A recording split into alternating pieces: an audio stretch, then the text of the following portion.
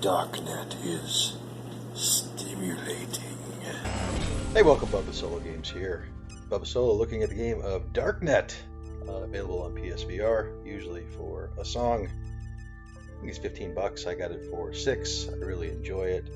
Here I am at the hub, sort of intermezzo, the area you go to between levels, looking at all the various possibilities.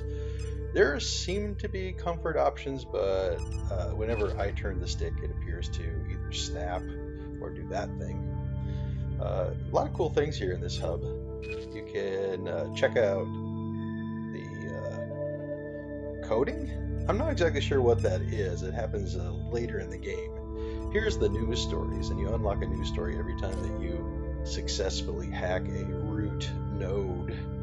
So there was kind of a recent one that I unlocked. Here's where you access the next areas to potentially hack, and you'll see that right now I'm early in the game. I'm at a 30% skill rating, so super low. I'm not good yet. Going into this area here, I'll be surrounded by things that look kind of like planets, and you get to choose the level that you're going to go into, and you can read a little bit of backstory about what you're trying to hack. When you get inside, you'll see the difficulty level over the left, and the amount of time you have on the bottom right, and then also the bitcoins that you earn for doing it. You can also see if you could gain or lose a certain percentage of your skill rating or whatever that is. It's early game, and I'm looking to choose a very easy level and one that I'm pretty sure I'll be able to whoop. So there's one that's 25.8% difficulty. Connection.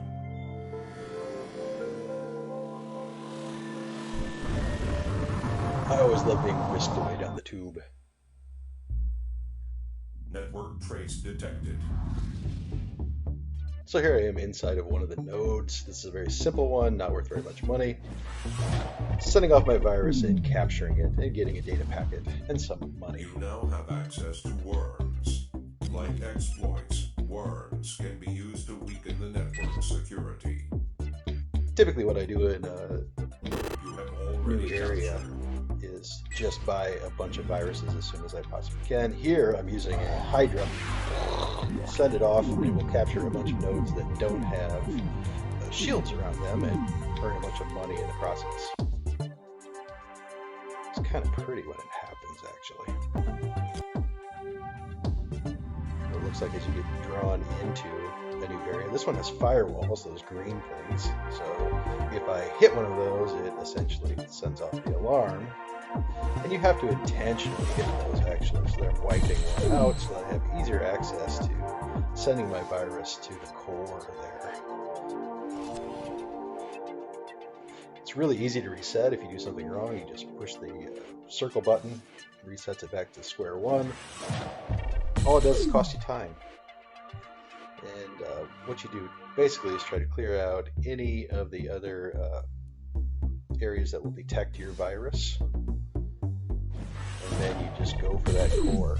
So here I'm eliminating other sensors. There I am eliminating the firewall. And now I'm going to blast for the core. Bam! Captured! It's always kind of exciting. Here's a sentinel. Usually a bit more challenging. You can see that the size of the puzzle increases tremendously. The whole thing you got to look for is how many spaces are you from the core, and are you at least that many spaces from another one of these detectable areas where you can throw in your virus. So here I'm going to send off these two together, and they should be able to make it to the core before they get taken out by security. Security's chasing me down, but no, I made it to the core. $1,000 or whatever. Always love buying as many viruses as I can possibly buy. It makes it easier. Haven't used Hydras a ton, just a little bit, and I haven't used exploits much at all. Here is a worm, which I decided I wanted to experiment with. You don't start the game being able to use worms. Here I'm going to send it in and try to infiltrate a sentinel. Boom! The worm will travel to a nearby node and corrupt it, removing nearby firewalls, as if you had captured the corrupted node. It's kind of cool. I love the voiceover in the game, and I just think the visual effects are really pretty. In VR, I mean, it looks nice. Get whisked away to another space and just do puzzles. It's really captivating, and it's easy to enjoy. You know, half-hour session of solving these puzzles. It's time now to attack the root.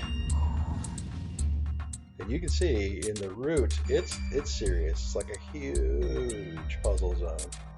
Usually it takes me quite a while to calculate what is the best route for attacking it. And at this point, I have seriously weakened the root. There should be firewalls around it. I've taken those out. Heavy levels of shielding that I've taken out. So this is a very simplified root problem. They're getting rid of a problematic virus. I've already cleared out a lot of this, but to show you kind of the end. Look how far this virus is going to travel. Oh, is it going to make it all the way to the root core? Bam! And it does. It's very satisfying. Now I get a new story, and I have, you know, upped my ability level, and I've earned some Bitcoin that I can potentially use to buy other upgrades. Prepare for direct download.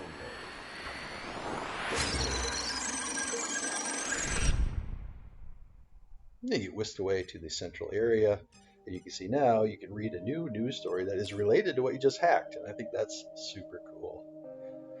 You know, for a VR title that's all about puzzles, I really dig it. The ambient music is nice, the gameplay is stimulating and cerebral. I recommend it. If you've got $15, spend it on this game. You've got 6, that's even better. Take care. Enjoy gaming.